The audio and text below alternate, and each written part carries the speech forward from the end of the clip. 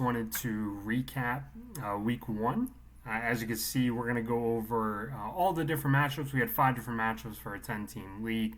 I just kind of want to cover some of the ins and outs of some of the booms and busts of players, some injuries, and just go over sort of the current standings here after just 1 week. Again, long season ahead of us. Early losses, early wins right here doesn't matter too much. Again, it's a 14-week regular season, and then the top 8 teams out of 10 will make the playoffs. So some chance of really missing the playoffs, you would have to do really, really shitty. But you should be able to do really well here throughout the course of the year. Just continue to watch the waiver wire and be smart about who you plug in to your lineups. Without further ado, let me go ahead and start with the week one matchup here between myself, the Waterboy, versus Alex, Mr. 51-6, in reference to when Penn State absolutely destroyed Pitt. So as you can see, very close matchup. You'll see that with a lot of matchups we're going to go over, but Alex wound up edging me out here with a little more than a 4-point victory, 4.02 fantasy points to be exact. Some of the key players for both of our teams, obviously, are quarterbacks. You can see Hurts had 19.42, Mahomes 16.14. Running backs, I think a big surprise for Alex was Ramondre Stevenson having 22.6 right there in week one against the Bengals defense, a pretty solid defense there on the road. So that wound up being a key integral part to his overall victory there, as was the Cowboys defense. Had, just trying to highlight there, 22 points. Really solid effort by the Cowboys defense there at Cleveland. Cleveland, not the best offensive team per se, but definitely the defense came out. I think they had at least a defensive touchdown, a couple interceptions, a lot of sacks. So I would say combined between the Cowboys defense, Ramondre Stevenson, and then even Zach Moss there, 14.1 was a huge contribution to his overall victory. Myself having just fallen short, there was definitely some guys who let me down. Mari Cooper, 3.6 points. Dalton Kincaid, tight end, was horrible this week. We'll kind of go over that through all the matchups, but yeah, 2.1 is just unacceptable. Other than that, I mean, 22 from Alvin Kamara, 13 for Cook. CD 13.6, a little low for his projection, was 20.8, so could have done a little bit better. Kenneth Walker was great, nearly 20 points. Niners defense last night, 9 points, and then great week for kickers. I think a lot of kickers, as you'll see, won a lot of teams their matchups, and then the bench is the bench. So a couple injuries: Ferguson, Jordan Love out next 3 to 6 weeks. Might have to pick up a new QB, and Jake Ferguson banged up right now. It's kind of week to week, so we'll have to see with him. Nick Chubb's still out for a while on IR, and over here on Alex's team on his bench, T. Higgins was out this week. He didn't start him. Maybe once T. Higgins gets back, I'm sure that's a guy that Alex will look to start. Lad McConkey, rookie wide receiver for the Chargers, 14.9, somebody that you might want to plug in there. Alex ahead of Jacoby Myers, who only had 9.4 for you. All right, so moving on to John and Darshawn. This was a hell of a matchup. Again, very close win for John, who's currently first overall in the league. Again, the tiebreakers and everything for the records goes to whoever had the most points for. John had the most points in week one with 141.08. Just beat Darshawn out by about 5 to 6 fantasy points. Very close matchup. Darshawn last night even had Brock Purdy, George Kittle, Brandon Ayuk. So he had 3 Niners. Kittle had one of the better tight end weeks. He had 8 fantasy points, which is really sad to say that's one of the better weeks for tight end position. But overall, not too bad. I think his biggest letdown right there was definitely Ayuk only having 4.8 fantasy points. Had Ayuk popped off for more catches, receiving yards, and a touchdown, this result would have been a little bit different. But overall, I think he's got to be happy with his running back core. Devon Achane and Joe Mixon, 23 and 27.8 fantasy points. And again, kind of let down a QB with Brock Purdy only having 10.34. But overall, solid effort, 135.74. Looking at all of the totals here, that was the third highest amount of fantasy points this week. So a bit of a rough loss for Darshan, but that's not going to completely break him. I know he'll bounce back and have some better weeks to come. Looking at his bench, nothing too exciting to report there injury-wise. Looks pretty standard. Same over here with John. Now let's look at John's team. He had the highest amount of points this week, 141.08 out of all the teams. Had a great draft, was second overall. Josh Allen, monster week 1, 32.18 fantasy points right there. Saquon obviously popped off there for that Friday night game in Brazil, 34.2 fantasy points. I think that was the best out of all the running backs. That might have been the most of fantasy points of any player, period. So excellent job by Saquon. And the Eagles, they got the win, and I know John's very happy about that. Swift, Olave, 5 and 3.1, not great. And even Kelsey, a guy who's been a stud at the tight end position all these years, only 6.4. So to see John score 141 points with having Swift, Olave, and Travis Kelsey under 10 fantasy points, that's a scary team. Ladies and gentlemen, that is a scary team. Nico Collins, 18.7, great. Again, kickers. Let's highlight these kickers. 21 for Brandon Aubrey, 10 for Jake Elliott. I mean, most of the kickers I've seen this week scored double digits, so it was definitely a great week for kickers. And in his flex, 13.5 for George Pickens is excellent. He had a great game against the Falcons. So moving on to our third matchup of 5 here. You had my buddy Joey, who I worked with at ADP, 124.88 fantasy points. This was more of a blowout in terms of fantasy points wise, and not as big of a matchup. There was about 2 blowouts. This was one, and then this last one over here we'll go over at the end. About a 20-point victory there, 20 fantasy point victory for Joey, 124.88 fantasy points.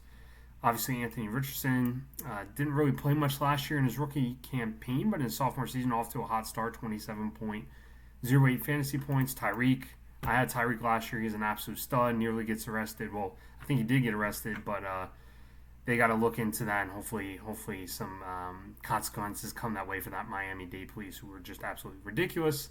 But anyhow, Tyreek Hill was a beast for him. Mike Evans, a beast for him, over 20.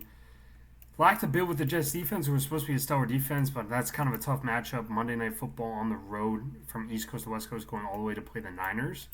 And that potent offense. So 2 points, not the best start for him. Still wound up getting the W, so that won't hurt him too much. But Jaylen Warren, only 4 points. As a Steelers fan, I can tell you that wasn't the smartest draft decision for him. I know he's got some bench plays like David Montgomery. He'll probably plug in this week in place of Jaylen Warren. That would be the smart move to do.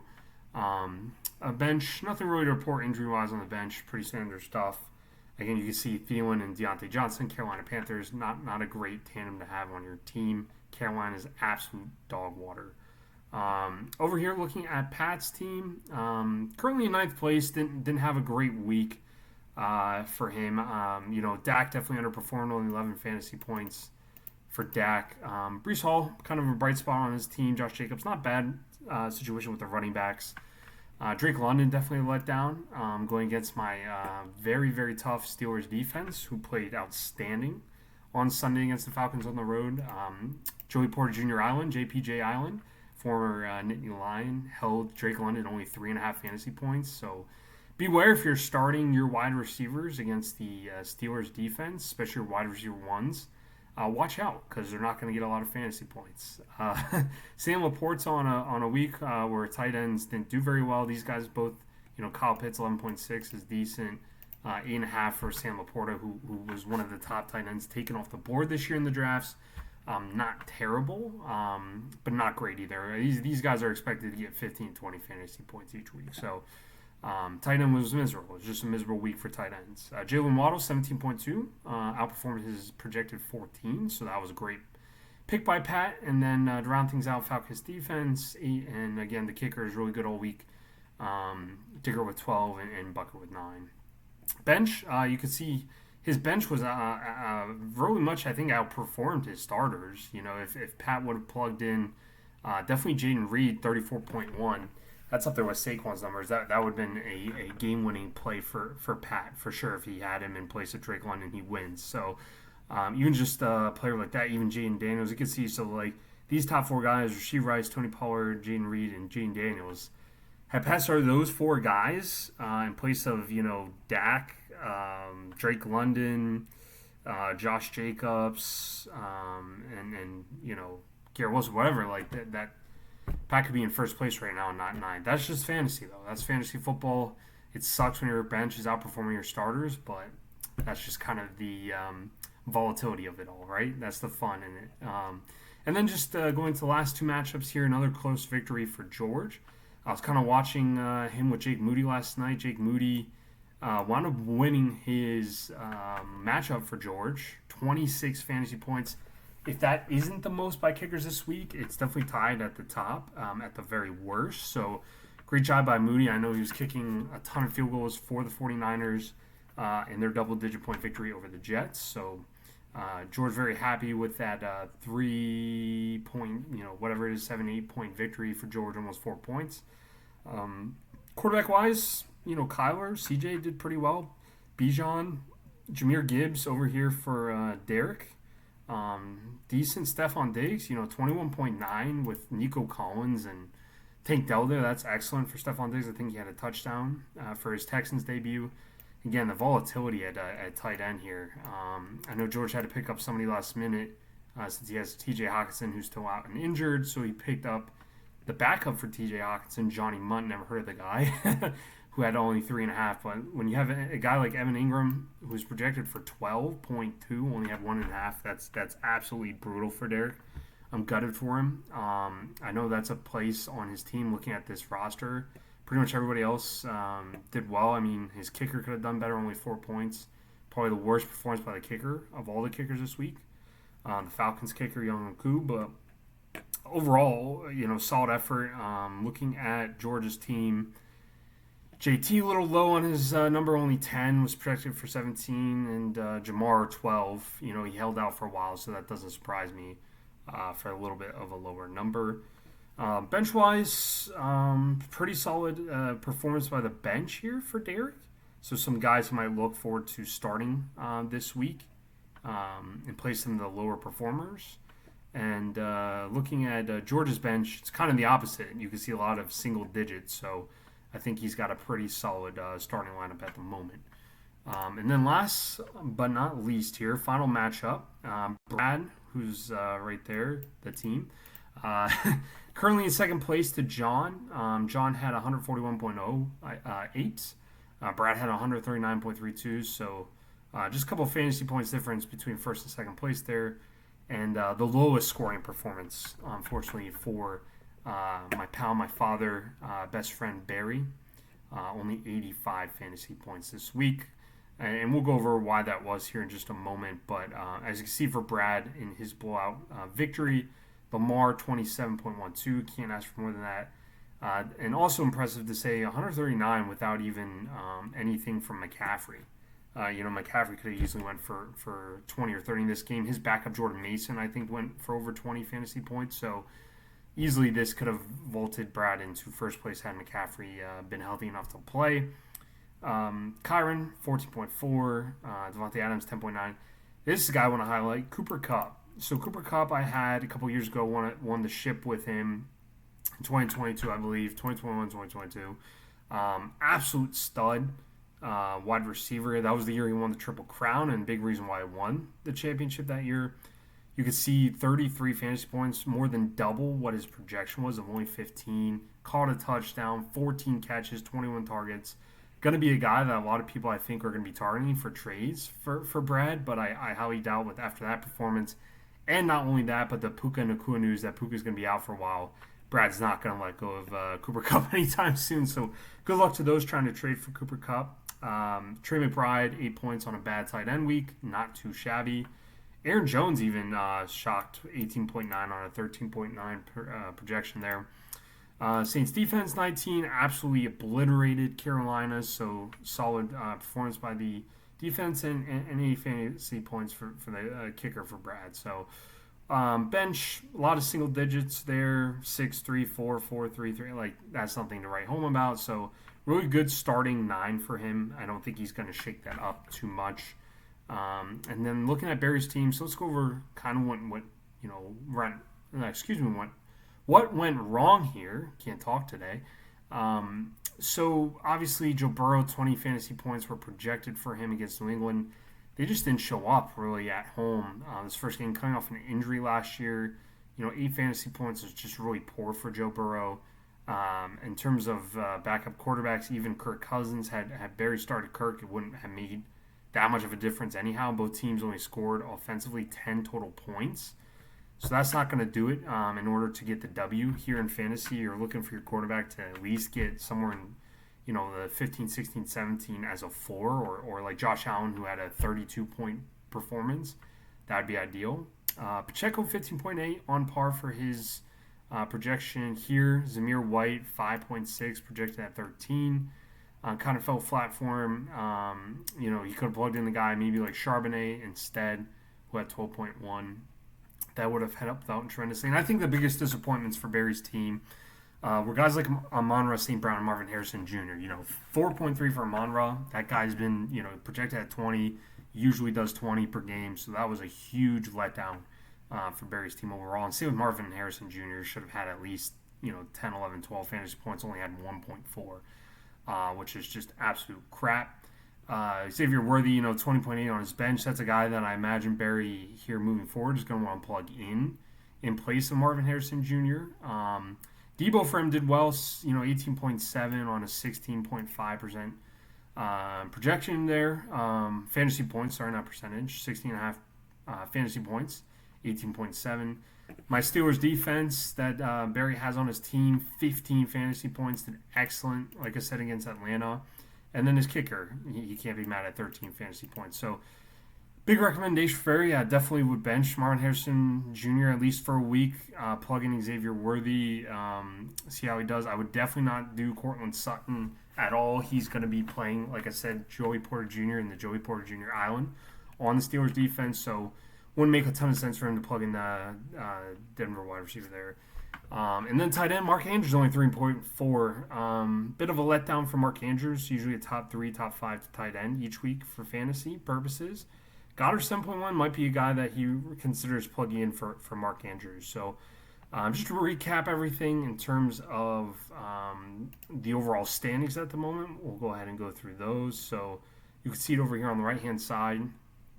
You have John in first place. Actually, let's go... I think there's a standings. Oh, right here, standings. So there is a standings page overall that details things a little bit more. So you can see here, I'm not sure why that says 22. That should say 24. That's a weird glitch. But anyhow, it says 24 here, though. John's in first place. He has a current 88% playoff chance. Again, 8 out of 10 teams make the playoffs. Everybody's above 50 right now. It's too early on to really say who will or won't make the playoffs. But great first week for John. 141 points, most points out of all the teams. You see Brad's team, 89% chance to make the playoffs.